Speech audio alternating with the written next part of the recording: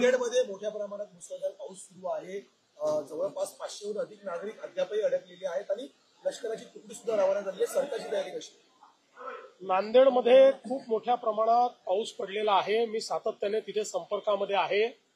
विशेषतः जी काही वरच्या भागातले धरणं आहेत त्या धरणांमधलं पाणी अधिक वेगानं सुटल्यामुळे खूप मोठ्या प्रमाणात त्या भागामध्ये पाणी शिरलेलं आहे।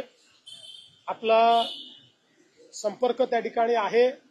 आता धरणाचं पाणीही आपण रेग्युलेट करायला लावलंय। बाजूच्या राज्यांची आपण चर्चा केलेली आहे, त्यामुळे ते रेग्युलेट केलंय। लोकांना बाहेर काढण्याचं काम केलेलं आहे।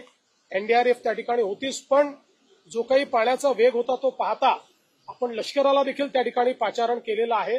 आणि आता जी काही सगळी परिस्थिती आहे ती पूर्णपणे जे काही प्रशासन आहे, प्रशासन योग्य प्रकारे हाताळत आहे।